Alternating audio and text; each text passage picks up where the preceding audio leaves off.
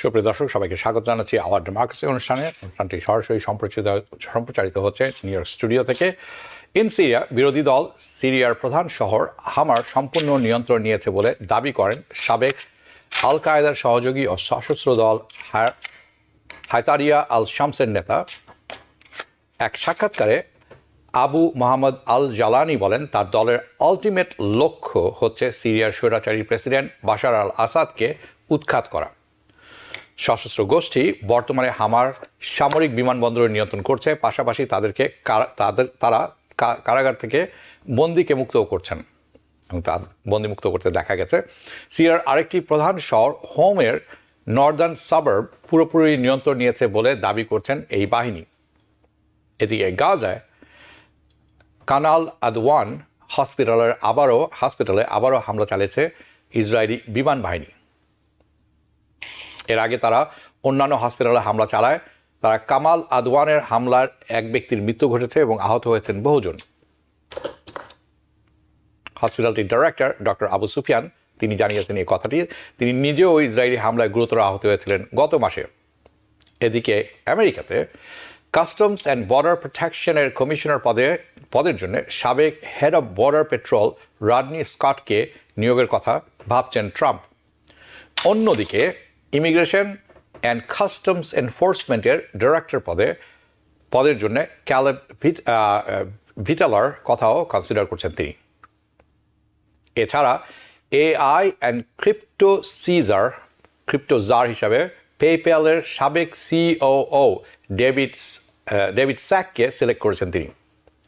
এক্ষেত্রে সিনেটের সম্মতির প্রয়োজন পড়বে। পাশাপাশি প্রশাসনকে স্যাক্সের আয়ের হিসাবও দিতে হতে পারে। তবে এমন সিদ্ধান্তে তিনি দিন শেষে ব্যবসায়িকভাবে বেশ লাভবান হতে যাচ্ছেন বলে অনেকে মনে করছেন। ইলন মাস্কেরও ঘনিষ্ঠ বন্ধু ডেভিড স্যাক্স। এদিকে ক্যাপিটাল হিলে রিপাবলিকানদের সাথে ফেডারেল খরচ নিয়ে ব্যয় নিয়ে আলোচনা করেছেন ট্রাম্পের প্রস্তাবিত নতুন ডিপার্টমেন্ট ডোজ এর প্রধান মাস্ক এবং রামাস্বামী। তবে ফেডারেলের তথ্য মতে ট্রাম্পের নির্বাচনী প্রচারণায় এই বছর 2024 মাস্ক $250 মিলিয়ন বেশি ব্যয় করেছেন। এদিকে পিট হ্যাগসেথকে ডিফেন্স সেক্রেটারি পদে নিয়োগে রিপাবলিকান সেনেটরদের সমর্থন পেতে $1 মিলিয়ন ব্যয় করা হয়েছে। ডানপন্থী সংস্থা হেরিটেজ ফাউন্ডেশন করেছেন এই খরচটি। এই সংস্থাটি প্রজেক্ট 2025 এর পরিকল্পনা করেছিলেন। অথচ সেক্সুয়াল অ্যাসল্ট সহ বিভিন্ন অভিযোগে জর্জরিত হ্যাগসেথ। এমনকি একবার একটি বারের মাতাল অবস্থায় কিল অল মুসলিমস, সব মুসলমানদের হত্যা করার হুমকিও দেন তিনি। অন্যদিকে ম্যাট গেটসের এথিক্স কমিটির রিপোর্টটি প্রকাশের বিরুদ্ধে ভোট দিয়েছেন হাউস রিপাবলিকানরা। অথচ গেটসের বিরুদ্ধে আন্ডার এজ সেক্স ট্রাফিকিংয়ের অভিযোগ এখনও চলমান। এই সমস্ত বিষয়ে আলোচনা করার জন্য আজ আমার সাথে যোগ দিয়েছেন হাসান ফেরদৌস, সাংবাদিক, লেখক, গবেষক। স্বাগত জানাচ্ছি আপনাকে। এবং আমাদের সাথে আরও আছেন professor doctor Mohsin U Patwari, school of science and allied health. স্বাগত জানাচ্ছি আপনাকেও। হাসান ফেরদৌস, আমি আপনার কাছ থেকে শুরু করব। ট্রাম্প প্রশাসনে মনোনীতদের তালিকার সবাই দেখেছেন, আপনি দেখেছেন, আমিও দেখেছি। এ নিয়ে বিস্তর আলোচনাও আমরা করেছি বেশ ব্যাপকভাবে গত 1-1.5 মাস যাবৎ। এই তালিকার লোকজনের বিরুদ্ধে আছে ব্যাপক সমালোচনা, আছে অনভিজ্ঞতার অভিযোগ ও আইনি অভিযোগ। সব মিলিয়ে এটাকে আমরা একটা ডিজাস্টারই বলতে পারি। এই প্রশাসনের এই যে ক্যাবিনেট এবং এই যে প্রশাসনের এর আগামী দিনগুলো কেমন হতে যাচ্ছে বলে আপনি মনে করেন? ভাই, আপনাকে ধন্যবাদ, সবাইকে শুভেচ্ছা। একটা কথা শুরুতে বলা ভালো যে ডোনাল্ড ট্রাম্প নির্বাচনে জিতেছেন, ভালোভাবে জিতেছেন। মেবি 52% ভোট পেয়ে তিনি জিতে, which is significant আমেরিকার কনটেক্সটে। ফলে তিনি তার পছন্দের ক্যাবিনেট বাছাই করতেই পারেন, এটি তার অধিকারের মধ্যে পড়ে। আইনি অধিকার, নৈতিক অধিকার, রাজনৈতিক অধিকার। কিন্তু আমরা যারা বাইরে বসে, আমাদের দায়িত্ব একটা আছে যে তিনি কাদের হাতে দেশ চালানোর ভার ছেড়ে দিচ্ছেন। আমরা জানি যে এই নির্বাচনের ফলে আমেরিকার ক্ষমতার প্রতিটি ক্ষেত্র রিপাবলিকান, মোর স্পেসিফিক্যালি ডোনাল্ড ট্রাম্পের নিয়ন্ত্রণাধীন। হাউস, সেনেট, হোয়াইট হাউস এবং সুপ্রিম কোর্ট সবই এখন রিপাবলিকান প্রভাবিত বা নিয়ন্ত্রিত।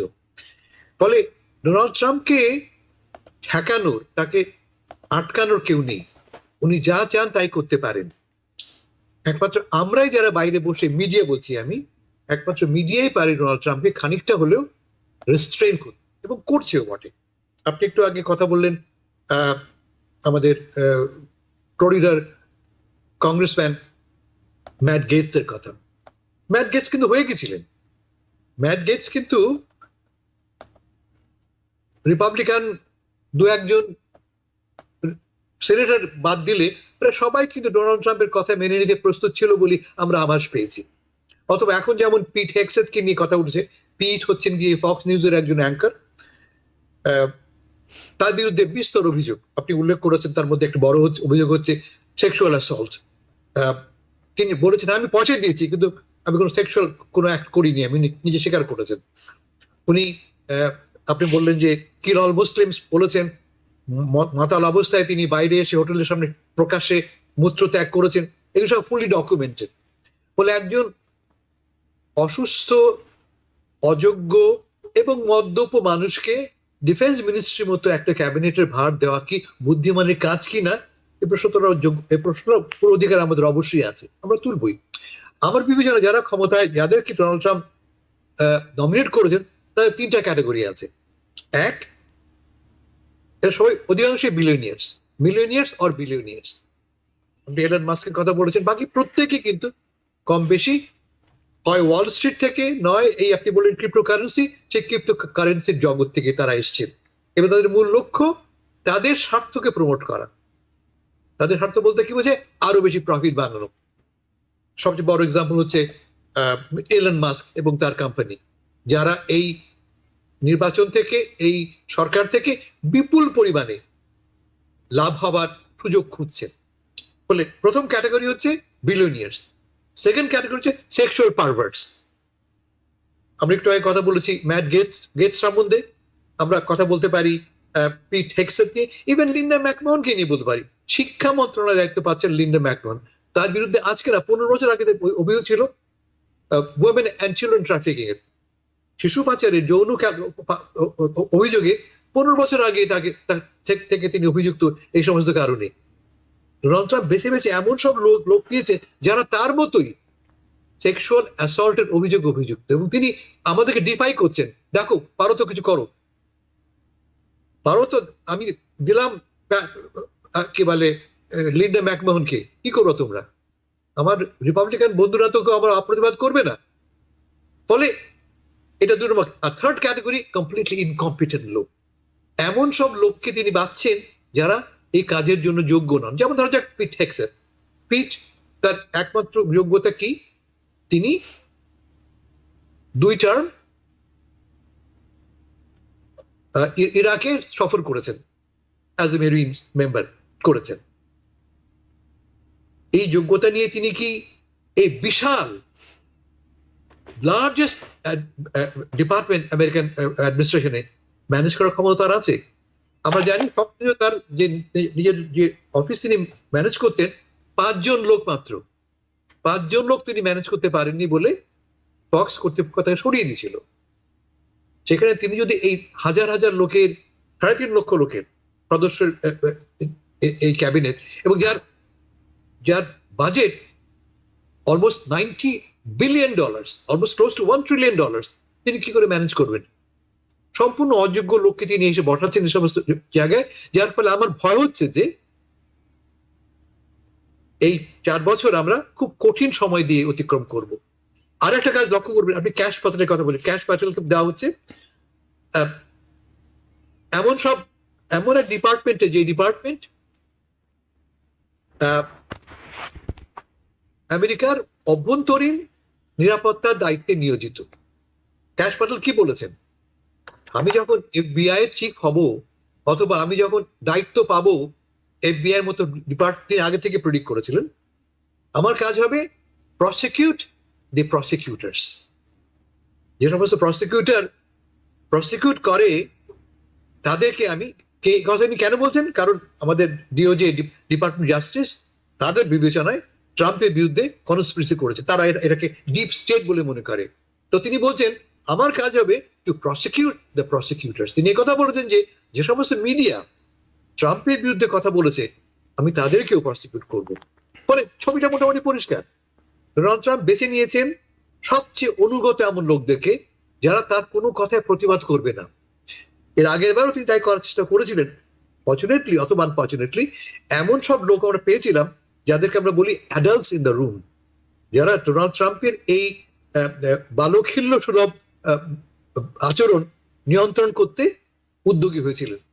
যেমন ধরা যাক তার chief of staff John Kelly, general Kelly, অথবা ম্যাড তার ডিফেন্স সেক্রেটারি, এরা তাকে রেস্ট্রেন করার চেষ্টা করেছিলেন।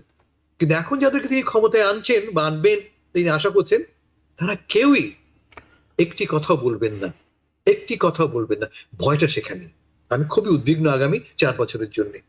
আপনি উদ্বিগ্ন, আমরা সবাই উদ্বিগ্ন। আপনি লিন্ডা ম্যাকমোহনের কথা বলছিলেন। আমি অ্যাজ ট্রাম্প ইজ ডুইং, তার সিলেকশন যখন উনি করছেন, প্রত্যেককে নিয়ে গবেষণা করাটা আমাদের জরুরি। তার কারণ মিডিয়া হিসাবে এটি আমাদের কর্তব্য। আমি কয়েকজনকে নিয়ে শুরু করেছি। আমার মনে হয় আপনার সাথে আলাপচারিতায় গতকাল আমি উল্লেখ করেছিলাম, লিন্ডা ম্যাকমোহন এমন একটি কাজ করেছেন যিনি যাকে দেওয়া হয়েছে এডুকেশন সেক্রেটারির দায়িত্ব। লিন্ডা ম্যাকমোহনের একমাত্র যোগ্যতা, দুটি যোগ্যতা। একটি হচ্ছে লিন্ডা ম্যাকমোহন ট্রাম্পের ক্যাম্পেইনে $25 মিলিয়ন দিয়েছিলেন, এটি একটি ব্যাপার। আর তার চেয়েও বড় ব্যাপার হচ্ছে লিন্ডা ম্যাকমোহন কেনেডিকেটের বোর্ড অফ এডুকেশনের দায়িত্ব পেয়েছিলেন, এবং সেই দায়িত্ব পেতে উনি যে সনদটি জমা দিয়েছিলেন তাতে লেখা ছিল উনি এডুকেশন ডিপার্টমেন্ট থেকে সার্টিফাইড বা এই ধরনের একটা কিছু। আমি পুরোটি এখন আমার হাতে এসে পৌঁছেনি, তখন আমি বলবো। পরে দেখা গেছে সেই সনদটি জালিয়াতি করা, অর্থাৎ সেই সনদটি সঠিক নয়। তো এটি হচ্ছে একমাত্র তার যোগ্যতা, এবং সেই যোগ্যতাও জালিয়াতির মাধ্যমে পাওয়া। কাজেই আপনি যখন বলছেন উদ্বিগ্ন, আমাদের মনে হয় এছাড়া কোনো গন্তব্য নেই, এবং we have to keep challenging. আমি আসছি আপনার কাছে, মহসিন পাটোয়ারি, আপনার কাছে আমি যাব।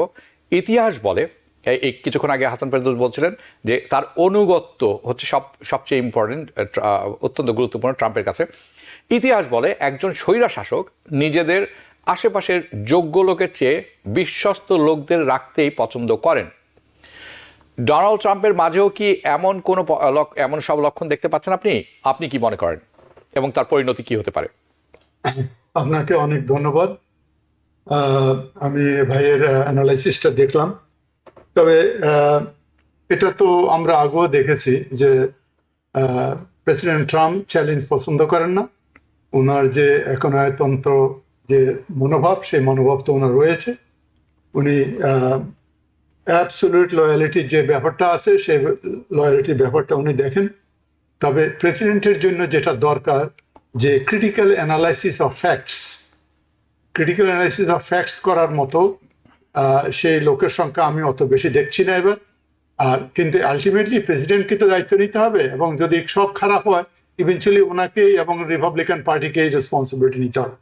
তো যারা ওনার এখানে এসেছেন তাদের মধ্যে প্রায় 74 জনকে উনি যে নমিনেট করেছেন, ওর মধ্যে 45 জনকে সিনেটের কনফার্মেশন লাগবে, আর 29 জন বা 30 জনকে সিনেটের কনফার্মেশন লাগবে না। তবে যারা সিনেটের কনফার্মেশন লাগবে, ওটা ভাই তো বলেছেন যে এটা কোনো অসুবিধা নাই, কারণ সিনেটে তাদের মেজরিটি আছে, তারা এটা করে নেবেন। এবং এর মধ্যে অনেকেই আছে তার former staff which they prove to be loyal, তাদের কাছ থেকে নিয়েছেন। কিছু রিপ্রেজেন্টেটিভ নিয়েছেন ভোটিং ব্লক থেকে, যেমন আমি বলবো যে ভারতীয় যে কিছু লোককে নিয়েছেন যেখান থেকে আসছে, এটা একটা ভোটিং ব্লক হিসাবে আমার মনে হয় গিয়েছে। কিছু লোক আসছে ডোনার থেকে, এবং ডোনার প্রতিনিধি হিসাবে আসছে। এবং এই লোকগুলো এদের মধ্যে থেকেই আপনি আগের মন্ত্রিসভার মতো আমরা দেখতে পাবো যে কোনো এক পর্যায়ে হয়তো 2 বছর, 1 বছর, 2 বছরের মধ্যে অনেকেই কিন্তু এখান থেকে ঝরে যাবেন। তার যে কমিটমেন্ট ইনিশিয়াল, সেই কমিটমেন্টটা রাখার জন্যই অনেককে উনি নিয়েছেন, এবং তার যে কনস্টিটিউয়েন্সি ওদেরকে ঠান্ডা করার জন্য। কিন্তু এটা আমার মনে হয় এটা ইভেনচুয়ালি এই কম্পোজিশনটা থাকবে না। তবে আমি মনে করি যে এটা তার দায়িত্ব। একজন আমেরিকার জনগণ তাকে ভোট দিয়েছে 52%, নিশ্চয়ই আমেরিকান জনগণ কোনো একটা কিছু দেখে তাকে ভোট দিয়েছেন। আমরা আশা করি তার উনি মানুষের যে আশা আকাঙ্ক্ষা নিয়ে তাকে ভোট দিয়েছেন সেটা করবেন। তবে তার টেম্পারামেন্ট যেটা আমরা বলেছেন, সেই টেম্পারামেন্ট তো তার আছে, আমরা আগেও দেখেছি, এখনো থাকবে। উনি ক্রিটিসিজম টলারেট করবে না, এবং টলারেট করলে দিন থেকে থাকবে না। অনেক লোক এর আগে ছিল, বেশি দিন থাকতে পারেনি। আমি মনে করি এবারও অনেকেই থাকতে পারবে না। আপনি আমাকে কার কথা মনে করাচ্ছেন জানেন? Henry the third. I'm not kidding. I am not kidding. সেরকম হেনরি দ্য থার্ড কারো কথা পছন্দ করতেন না, মানে কেউ যদি কিছু বলতো সোজাসুজি শিরোচ্ছেন। এই যে কথাটি বললাম, আমি হয়তো হাসির ছলে এই কথাটি বলছি, কিন্তু কথাটি কিন্তু আসলে খুবই বিপজ্জনক। হাসান ফেরদৌস, আপনি কিছুক্ষণ আগে বলছিলেন যে কংগ্রেস তার হাতে, সুপ্রিম কোর্টও মনোনয়ন দেওয়ার ক্ষেত্রে যদিও সরাসরি কোনো ভূমিকা রাখে না, কিন্তু তার পকেটে প্রেসিডেন্ট উনি নিজে, কাজেই অনেকের মনোনয়নই পেয়ে যাবেন। এটি খুবই আশঙ্কার ব্যাপার, কারণ there is no check and balance এই মুহূর্তে, যেটি থাকার কথা ছিল, নেই। কিন্তু এই যে একের পর এক মনোনয়ন, ভয়ঙ্কর সব মনোনয়ন, আমি জানি অনেকে মনে করবেন, অনেকে বলে থাকেন যে উনি তো মানে প্রমিস করেছেন যে উনি he will swamp the drain the swamp, okay, গতবার করতে পারেনি বিকজ আমলাদের কারণে, এখন ওনার লোকজন নিচ্ছেন। কিন্তু ভয়াবহতা আসলে কোথায়? আর এই যে আমরা যারা আছি সবাই, স্পেশালি যারা মিডিয়াতে আছেন, কিভাবে ট্রাম্পের এই ভবিষ্যৎ প্রশাসনকে জবাবদিহিতার আওতায় আনতে পারেন? কারণ আপাতত দৃষ্টিতে মনে হচ্ছে it is a very difficult task. CNN করেছে ম্যাথ গেটসের ব্যাপারে, যার জন্য ম্যাথ গেটস কিন্তু নাম তুলে নিতে বাধ্য হয়েছেন। আমি শুনবো আপনার কাছে। আমি একটা এক্সাম্পল দিই। আমরা বলছি ক্যাশ প্যাটেলের কথা। ক্যাশ প্যাটেল সম্বন্ধে উইলিয়াম বার, ডোনাল্ড ট্রাম্পের প্রাক্তন বিচারমন্ত্রী, আইনমন্ত্রী, কি বলেছেন যখন তিনি শুনেছেন যে ক্যাশ প্যাটেলকে FBI এর দায়িত্ব দেওয়া হচ্ছে? This is what he said, আমি এক্সাক্ট কোট করছি। তিনি বলছেন যে Cash Patel has virtually no experience that would qualify him to be at the highest level of the world's preeminent law enforcement agency. FBI সবচেয়ে এক নম্বর law enforcement agency, কোনো অভিজ্ঞতা নেই, যোগ্যতা নেই। The very idea of moving Patel into a role like this showed a shocking detachment from reality. বাস্তবতা থেকে বিচ্যুতি, তিনি ট্রাম্পের কথা বলছেন।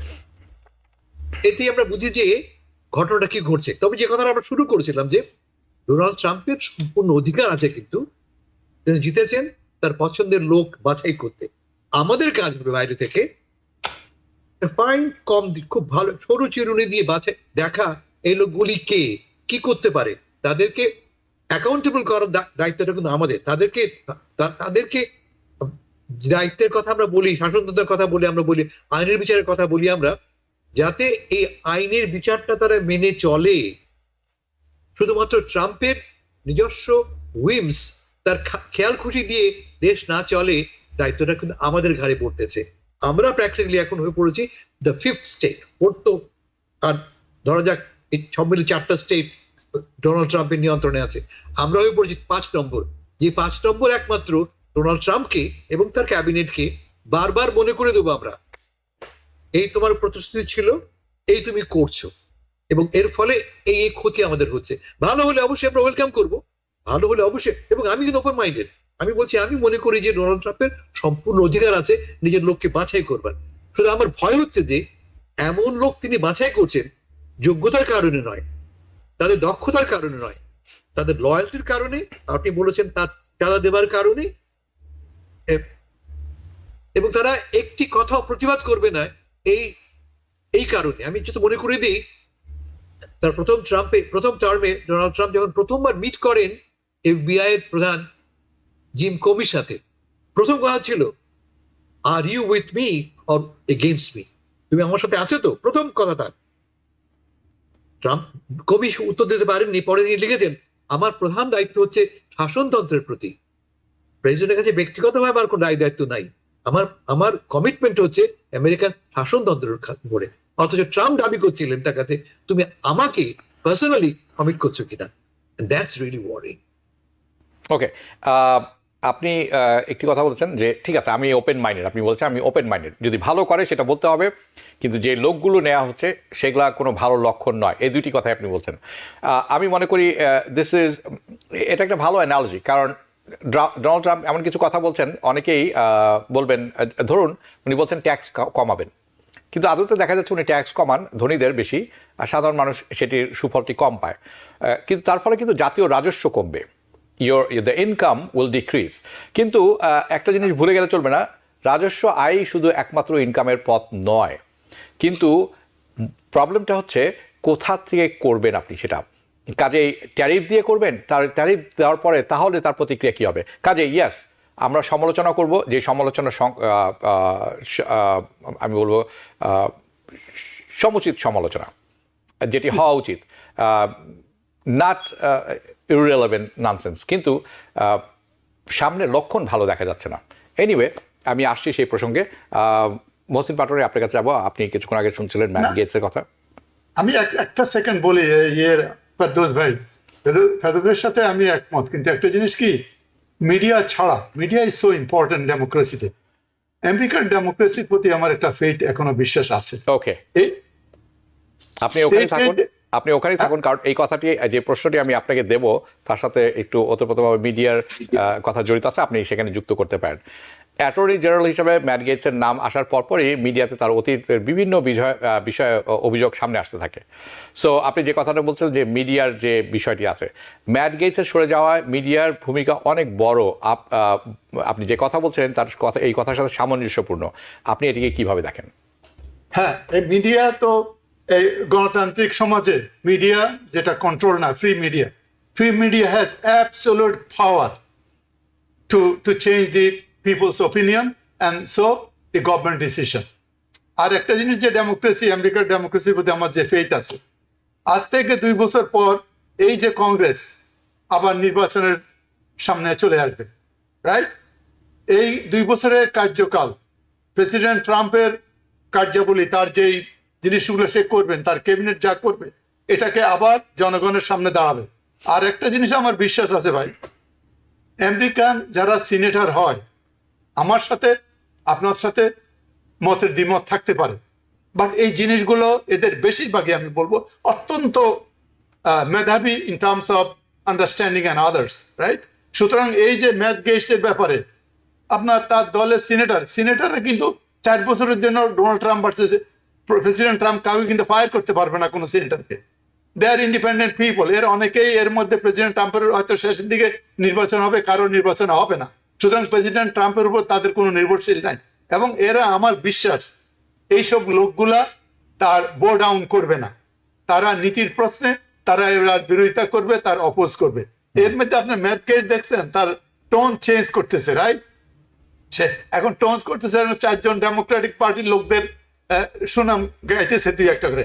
এই বিশ্বাসটা আমার আছে ফেরদৌস ভাই, যে নেক্সট ইলেকশন, তারপরে সিনেট পাওয়ারফুল, এবং আপনাদের মিডিয়া, রাইট? এই 3টা জিনিসই করবে। আর ওই যাদেরকে আপনি কথা দিয়েছে, পজিশন দিবে, তাদের কথা দিছে, উইদিন 2 ইয়ার্স দেখবেন এদের অনেকে কিন্তু ঝরে গেছে। এটা আমার বিশ্বাস। আমি মনে করি এরা অনেকেই থাকবে না। আর তাকে দায়িত্ব তো রিপাবলিকান পার্টিকে নিতেই হবে। প্রেসিডেন্ট ট্রাম্প থাকছেন না 4 বছর পর, বুঝতে পারছেন? এই 4 বছর যে দায়িত্ব নিতে হবে, সেই জন্য তার দল থেকেও একটা সাংঘাতিক প্রেশার আসবে। সেই প্রেশারে হয়তো উনি অনেক কিছু পরিবর্তন করবে ইন ফিউচার। আপাতত নিয়েছে, আপনাকে কমিটমেন্ট দিছে, ভোট দাও, তোমাদের থেকে লোক নিব, তোমরা টাকা দাও, তোমাদেরকে দিব, ওর জন্য আর কি। আমি ফেরদৌস ভাই মনে কিছু বলার জন্য অপেক্ষা করতেছেন। আমি অ্যাড করতে যে আপনি বললেন পাটোয়ারি ভাই যে এরা খুব যোগ্য লোক, এরা খুব রেসপন্সিবল লোক। আপনাকে মনে করিয়ে দিই যে কংগ্রেসের এবং সিনেটের প্রায় সবাই ডোনাল্ড ট্রাম্পের 6 জানুয়ারি ঘটনার পরে, ঠিক সেই রাতেই যখন ভোট হলো, অধিকাংশ কিন্তু ডোনাল্ড ট্রাম্পের পক্ষেই ভোট দিয়েছিল। 6 জানুয়ারিতে বিদ্রোহ হচ্ছে, ক্ষমতা দখলের চেষ্টা হচ্ছে, তারা সবাই তার ভিকটিমস। ভোটাভুটি দেখা গেল কি, প্রায় সবাই, 6 জন মাত্র কংগ্রেসম্যান, যে 6 জন প্রত্যেকে কিন্তু পরবর্তীকালে পরাস্ত হয়েছে ডোনাল্ড ট্রাম্পের কারণে, অপোজ করেছিলেন। আর বাকি সবাই ডোনাল্ড ট্রাম্পকে সাপোর্টই করে গেছেন। এ আমাদের প্রাক্তন স্পিকার ম্যাকার্থি, খুব বড় বড় কথা বললেন যে সব দোষ ডোনাল্ড ট্রাম্পের। 3 দিন পরে তিনি মারা নাগজে ডোনাল্ড ট্রাম্পের হাতের আংটি চুমু খেয়ে এলেন। Every single one of them have done this. বলে আপনার যে আশা এটা রেসপন্সিবল হবে, আমার সে আশা নাই এদের কাছ থেকে। সেটি হচ্ছে ভয়ের ব্যাপার। এবং এই আমি একটু রিপাবলিকান বা ট্রাম্পের কাছ থেকে একটু সরে আসতে চাই। হাসান বেরুজ, যাবো আপনার কাছে। হান্টার বাইডেনকে ক্ষমা করার বিষয়টি বাইডেন সরকারের একটি বড় পদক্ষেপ ছিল বলে আমি মনে করি, অনেকেই তাই মনে করেন। আপনি কি মনে করেন জানাবেন। এছাড়াও কিছু প্রিএমটিভ পার্ডনের সম্ভাবনাও রয়ে গেছে তার। এতে প্রেসিডেন্ট বাইডেন কি তার ভবিষ্যৎ সমালোচনার মুখোমুখি হবেন? তার লেগেসি কেমন হবে? পাশাপাশি এতে ভবিষ্যতে দেশের প্রেসিডেন্সি পার্ডন বিষয়ের সিদ্ধান্ত কেমন প্রভাব ফেলবে বলে আপনি মনে করেন? আমি ভাই আবারও বলি, মার্কিন শাসনতন্ত্রে প্রেসিডেন্টকে পুরো ক্ষমতা দেওয়া হয়েছে ক্ষমা প্রদর্শন করবার। এটা তার প্রেরোগেটিভ হতে পারে। যত লোককে তিনি চান যে কোনো অপরাধে তিনি ক্ষমা করতে পারেন। কিন্তু আমরা আশা করি কি, যখন তিনি কাজটা করবেন নীতি মেনে চলবেন, আইন মেনে চলবেন, আদর্শ মেনে চলবেন। জো বাইডেনের অনেক অনেক গুণ আছে তার। প্রায় 50 বছরের রাজনৈতিক জীবন তার। সেই লোকটি নিজে একাধিকবার বলেছে, আমি কোনো ক্রমেই হান্টার বাইডেনকে ক্ষমা করব না।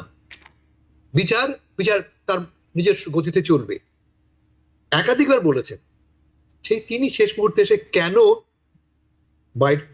হান্টারকে ক্ষমা করতে গেলেন? দুটো কারণ। এক, হান্টার বাইডেনের 14 তারিখে বা 15 তারিখে হওয়া ছিল তার সেন্টেন্সিং ঘোষণা করবার।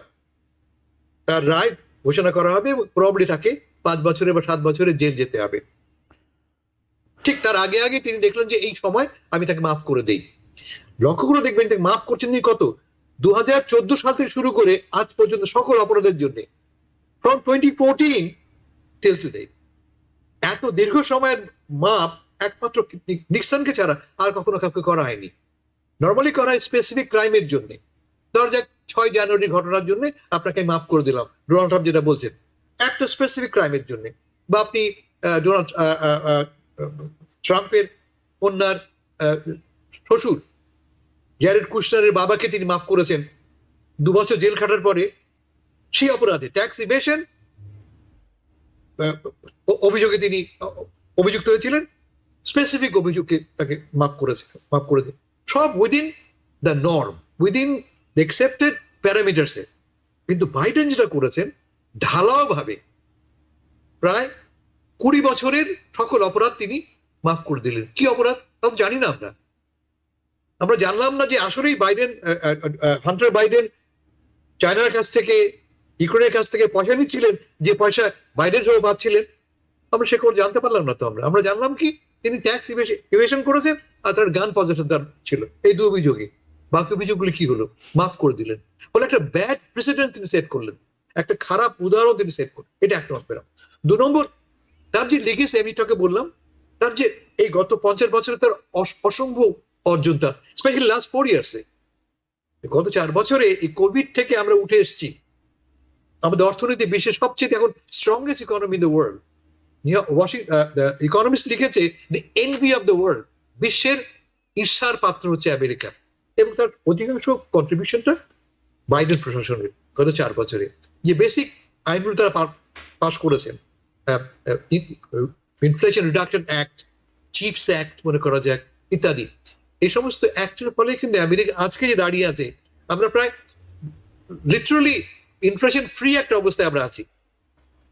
3%, 3.5% ইনফ্লেশন আমাদের, which is quite reasonable given the global economy যে ছবিটা।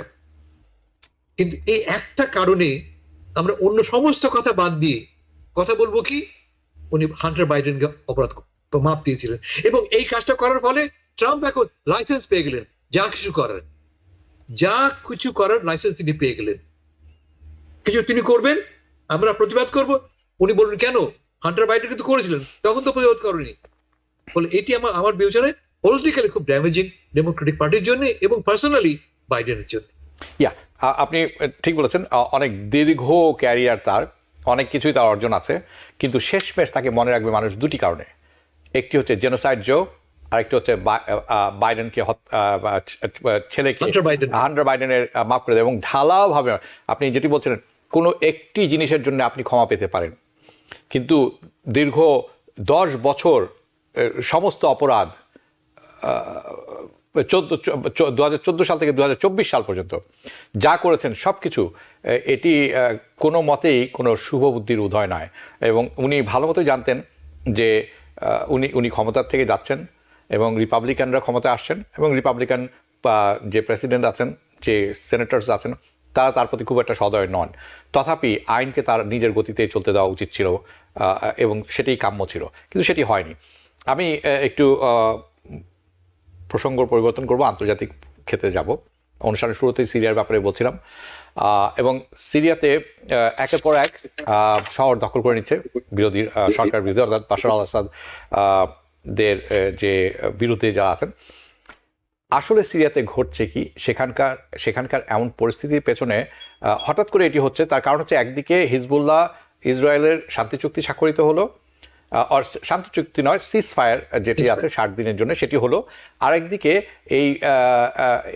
এখানে আক্রমণ এবং বিরোধীরা মাথাচাড়া দিয়ে উঠেছে, এবং একের পর এক খুব দ্রুত বেগে একটি শহরের পতন ঘটছে।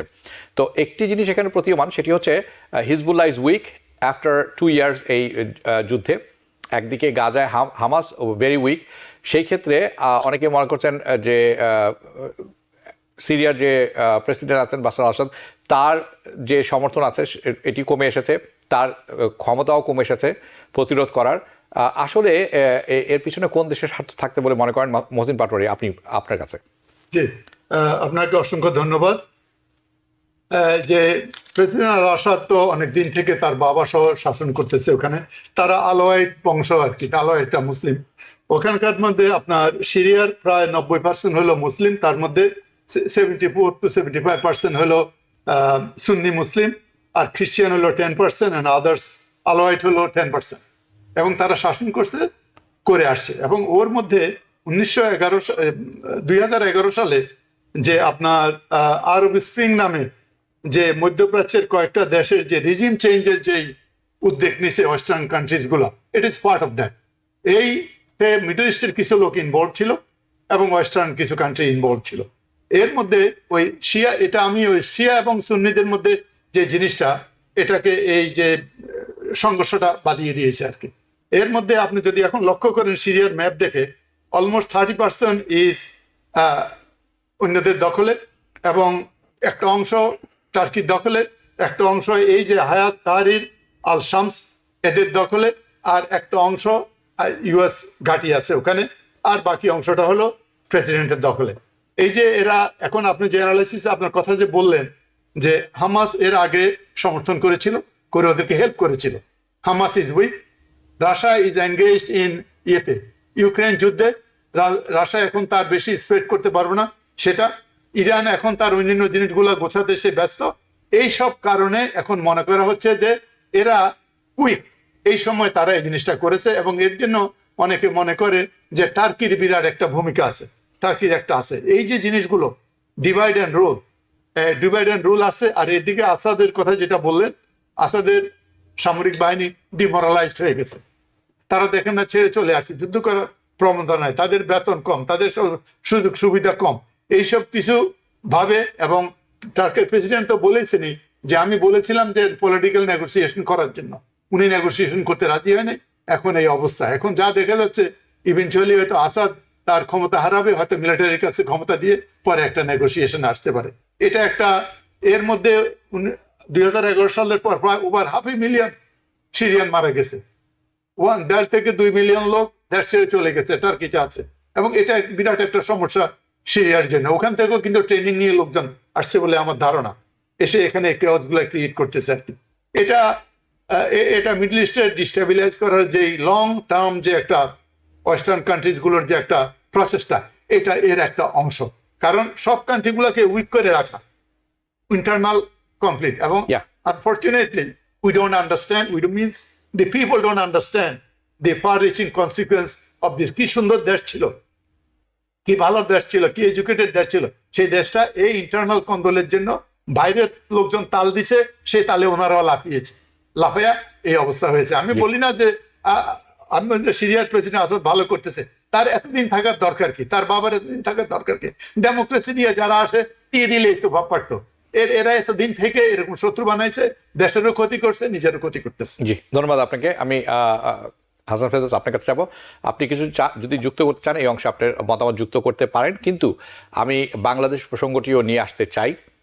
সেই প্রশ্নটা কি এখনই দিয়ে দিব নাকি আপনি মতামত জানানোর পরে বলবেন? করেন, আমি অ্যাড করে দেবো দুটোকে। আচ্ছা, ঠিক আছে।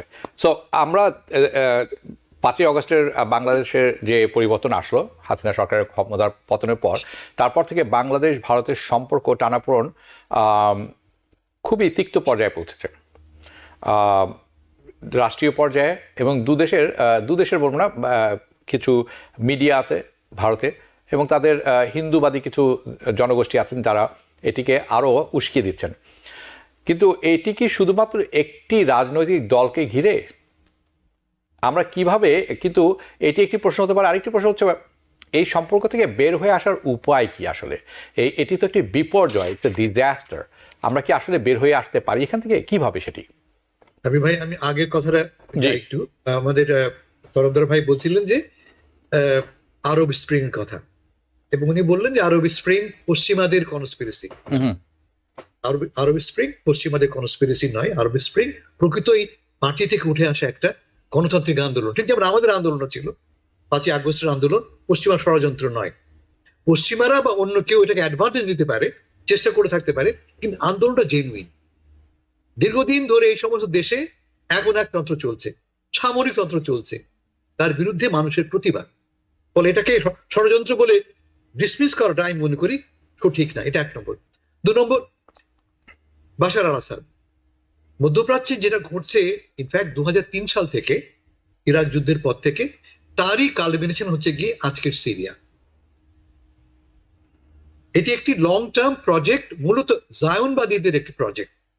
এই পুরো অঞ্চলে জায়নবাদীদের ইসরায়েলের নিয়ন্ত্রণ প্রতিষ্ঠা করবার একটা দীর্ঘমেয়াদী পরিকল্পনা, যার একটা অবিচ্ছেদ্য অংশ হচ্ছে মার্কিন যুক্তরাষ্ট্র। লক্ষ্য করে দেখেন কি ঘটেছে গত 10-15 বছরে। ইরাক যুদ্ধের পর থেকে শুরু হয়েছে পতন, মধ্যপ্রাচ্যে, মুসলমান দেশগুলির মধ্যে, আফ্রিকাতেও। তারই কালমিনেশন হচ্ছে গিয়ে আজকের গাজা, লেবানন এবং সবশেষে এই সিরিয়া। লাভ হবে কার সবচেয়ে বেশি?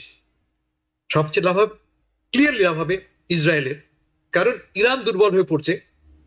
ইরান হচ্ছে গিয়ে মধ্যপ্রাচ্যের সবচেয়ে, এই এলাকায় সবচেয়ে পাওয়ারফুল দেশ, এবং তারা এই যে এক্সিস অফ রেজিস্ট্যান্স গড়ে তুলেছিল, যার সদস্য ছিল মূলত ইরান, হেজবুল্লাহ এবং হামাস, তারা প্রত্যেকে দুর্বল হয়ে পড়ছে। তারা দুর্বল হয়ে পড়া মানে ইসরায়েলের ক্ষমতা আরো, প্রতিপত্তি আরো বাড়া, সে ঘটনা ঘটছে। বাংলাদেশের কথায় আসি আমি। আপনি বললেন যে ভারতীয় মিডিয়া, আমি এইভাবে কথাটা বলতে চাই না। প্রথম ঘটনা ঘটেছে আসলে বাংলাদেশে 5ই অগাস্টের ঘটনার পরে হিন্দু নির্যাতনের ঘটনা ঘটেছে, এটা অস্বীকার করার কোনো উপায় নেই।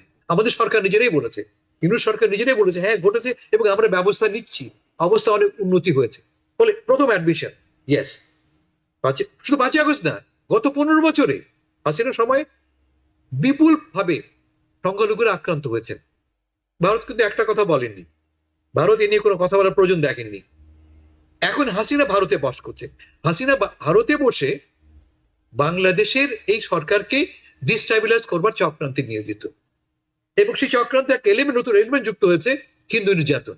যেহেতু এটা ভারতে পলিটিক্যালি খুব এটা চলবে ভালো, আমরা বলি খাবে ভালো না, বলি কথা বললে ভালো খাবে পশ্চিম বাংলায়, ভালো খাবে হিন্দু বেল্টে। আমাদের ভাইরা মারা যাচ্ছে, আমাদের ভাইরা পার্সিকিউটেড হচ্ছে। সত্যি কথাটা কি জানেন, আমার সাথে সেই কথা হয়েছে সবার সাথে, সবাই জানেন আপনারা, যে পরিমাণ প্রচার হয়েছে ঘটনাটা অত ব্যাপক নয়। তার চেয়ে বড় কথা, প্রতিবাদটা হয়েছে সমানভাবে, হয়েছে মানতে হবে, অবশ্যই হয়েছে, কিন্তু প্রতিবাদটাও হয়েছে, রেজিস্ট্যান্সটাও হয়েছে। এবং এই যে ঘটনাটা ঘটছে ভারতে, স্পেশালি মিডিয়াতে, রাইট উইং মিডিয়াতে, পুরো ঘটনাটাকে একটা প্রবল রকম হিন্দু বিরোধী চক্রান্ত বলে দেখা হচ্ছে। সব হিন্দুদেরকে মেরে ফেলা হচ্ছে, সব হিন্দুদেরকে দেশ থেকে বার করে দেওয়া হচ্ছে। এবং এই পরিপ্রেক্ষিতে ভারত থেকে দাবি উঠেছে যে বাংলাদেশে পিস কিপিং সোলজার্স পাঠাও। আপনার তো মনে থাকতে পারে যে একসময় কিন্তু বাংলাদেশের সংখ্যালঘুর দাবি তুলেছিল যে বাংলাদেশের ভেতরেই আর একটা ছোট বাংলাদেশ করতে হবে হিন্দুদের জন্য, মনে আছে নিশ্চয়ই? একটা ছোট একটা হিন্দুদের জন্য একটা অংশ ছেড়ে দিতে হবে। আমার ভয় হচ্ছে যে এই দাবিটা পরবর্তীতে উঠবে, এরাই দাবি তুলবে যে আমাদের হিন্দুরা সেফ নয়, অথচ বাংলাদেশ হিন্দুরা যে সেফার আগের চেয়ে অনেক বেশি নিরাপদ বোধ করছেন, তার কিন্তু স্টেটমেন্ট পাচ্ছি আমরা তাদের কাছ থেকে। তারাই বলছেন যে এই ঘটনাটাকে ব্যবহার করছে ভারতীয় মিডিয়া এবং ভারতে অবস্থানরত প্রাক্তন প্রধানমন্ত্রী শেখ হাসিনা। আমাদের দায়িত্ব হবে, আমি মনে করি ফকির আমার কি বলছে হাসিনা, কি বলছে ভারত ইম্পর্টেন্ট নয়, আমরা কি করতে পারি? আমাদের প্রথম কাজ হচ্ছে আমাদের রেটরিকটা কমানো। যে ভাষায় কথা বলছি আমরা, খুব বুদ্ধিমানের ভাষায় কথা বলছি না আমরা। যেমন গতকাল শুনলাম এক উপদেষ্টা বলছেন ভারতের প্রয়োজন নাই, আমাদের প্রয়োজন, ভারতের নাকি আমাদের বেশি প্রয়োজন তারা বলছেন। কথাটা একদম ঠিক নয়। ভারত বিশ্বের 5ম বৃহত্তম অর্থনীতি, 5th লার্জেস্ট ইকোনমি। আমরা কোথায়? আমরা বিশ্বের 80তম অর্থনীতি প্রবাবলি, আমি ঠিক নাম্বারটা জানি না। আমরা কোনো কম্প্যারিজন হয় না। ভারত থেকে তেল নুন ডাল না এলে আমাদের দাম বেড়ে গেছে।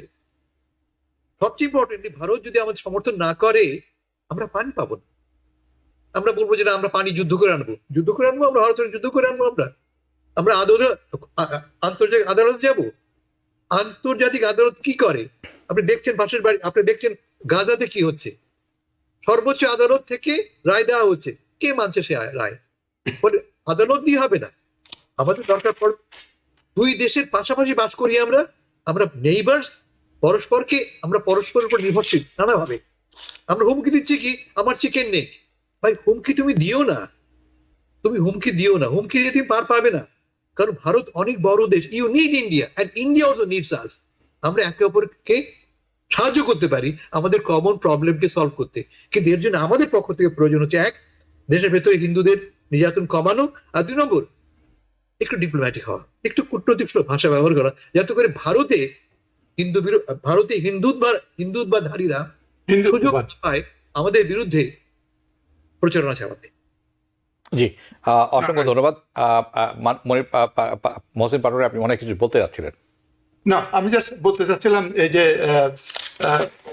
ভাইয়ের কথাটা আমি ভালো। আপনারা শুধু ইন্ডিয়ান যে একটা Sreeradha Datta, Indian Jindal school of international affairs, তার একটা অ্যানালাইসিস আমি দেখলাম, সুন্দর শুনি বলেছেন যে উনি বলেছেন যে ফেরদৌস ভাই যেটা বলেছেন, উনি বলেছেন যে বাংলাদেশের মধ্যকার ঘটনা প্রবাহ ভারতীয় মিডিয়ার অনেক অতিরঞ্জিত করে দেখানো হচ্ছে, উনি বলেছেন ইন্ডিয়া থেকে। এবং তিনি বলেন হিন্দুদের বিরুদ্ধে কিছু কিছু বিচ্ছিন্ন ঘটনা ঘটলেও মাইনরিটির বিরুদ্ধে কোনো সংঘবদ্ধ আক্রমণ লক্ষ্য করা যায়নি, সংঘবদ্ধ আন্দোলন লক্ষ্য করা যায়নি। তার মতে হিন্দুদের বিরুদ্ধে যেসব বিচ্ছিন্ন ঘটনা ঘটেছে তা মূলত রাজনৈতিক পরিবর্তনের বহিঃপ্রকাশ হতে পারে। তো উনি জিনিসটা খুব ভালো বলছে। আমি মনে করি ধর্মীয় উগ্রবাদ কারোর জন্য ভালো না, কোনো দেশের জন্য ভালো নয়। আমরা চাই আমাদের এই বৃহৎ প্রতিবেশীর সাথে সম্মানজনক সম্পর্ক রাখতে। আমরা একে অন্যের উপর অনেক কিছুর জন্য নির্ভরশীল, যেটা ফেরদৌস ভাই বললেন। ভালো সম্পর্ক উভয় প্রতিবেশীর জন্য মঙ্গল বয়ে আনবে। এটা করা সম্ভব যদি আমরা একে অন্যের অভ্যন্তরীণ ব্যাপারে নাক না গলাই, স্বাধীনভাবে ইন্টারনাল কাজগুলা করতে দিই, তাতে করে একজনকে আরেকজনকে না খোঁচায়। এবং নির্ভরশীলতা আছে। নর্থ ইস্টের জন্য আমাদেরকে যেরকম দরকার, নর্থ ইস্টের তাদের স্টেটগুলো শান্তিতে রাখার জন্য আমাদের সাপোর্ট দরকার। আবার ইকোনমি অ্যান্ড বিজনেসের জন্য আমাদের ভারতের ওয়েস্টকে আমাদের দরকার। এবং এটা একটা মিউচুয়াল বেনিফিট একটা ব্যাপার। এই জিনিসগুলো আমাদের বুঝতে হবে। ওই হট কথা বলে তো কোনো লাভ নাই, সেন্সিবল কথা বলতে হবে। বিশেষ করে যারা উপদেষ্টা, তারা তো উপদেষ্টা, তাদেরকে অনেক রেখে দেখে ডিপ্লোম্যাটিক কথাবার্তা বলতে হবে ভাই, বুঝছেন? এটা তো আজকে এখন আর ধর্মভিত্তিক এইসব জিনিসগুলো তো অত হয় না। মানবতাবোধকে আগে নিয়ে আসতে হবে, right? Everybody has equal right. বাংলাদেশে যে জন্মগ্রহণ করছে তার সমান অধিকার থাকবে। এটা আমি দেখছি ইভেন জামাত ইসলামের, আমি একবার বলতেছিলাম, আমি surprise to here but he said. Something like that. এই যে জিনিসটা, এটা আমাদের দরকার। তবে তাদেরকে এমন একটা জিনিসও দেখাতে হবে যে আমরা অত্যন্ত সংযমী, আমরা তাদের ব্যাপারটাও দেখছি, এবং যারা এইসব কুকর্মগুলো করে তাদেরকে উচিত শিক্ষা দেওয়া, রাজনৈতিক কর্মী হোক আর যেই হোক উচিত, তাহলে ভবিষ্যতে আর হবে না। এবং এই জন্য এত বড় দেশে যে ইন্ডিয়ার যে হিন্দুবাদী লোকগুলো আছে, ওরা যেন কোনো অপরচুনিটি না পায় আমাদের বিরুদ্ধে এই যে শান্তি কি মানে শান্তি বাহিনী, এই পিস বাহিনী, এইসব কথা বলা। এইসব কথা বললে এইগুলা টেনশনটা আরো বেড়ে যায়, বুঝছেন? এই টেনশনটা আমাদের বাড়ানো ঠিক না। জি, ধন্যবাদ মহসিন পাটোয়ারি, হাসান ফেরদৌস, আপনাদের দুজন উভয়কেই অসংখ্য ধন্যবাদ। আপনারা ভালো থাকবেন, পরবর্তী অনুষ্ঠানে দেখা হবে। সেই পর্যন্ত আপনাদের দুজনের কাছ থেকে আমি বিদায় নিচ্ছি। দর্শক, আপনারা যারা এতক্ষণ অনুষ্ঠানটি দেখছিলেন, আশা করি ভালো লেগেছে। জানাবেন আপনাদের মতামত। দেখা হবে পরবর্তী অনুষ্ঠানে। সবাই ভালো থাকবেন। শুভরাত্রি। TBN 24 টেলিভিশন দেখতে আজই কল করুন 7187776556। লগ ইন করুন www.totalcablebd.com। নিউ ইয়র্ক থেকে সম্প্রচারিত TBN 24 টেলিভিশন বিশ্বজুড়ে বাঙালির কণ্ঠস্বর।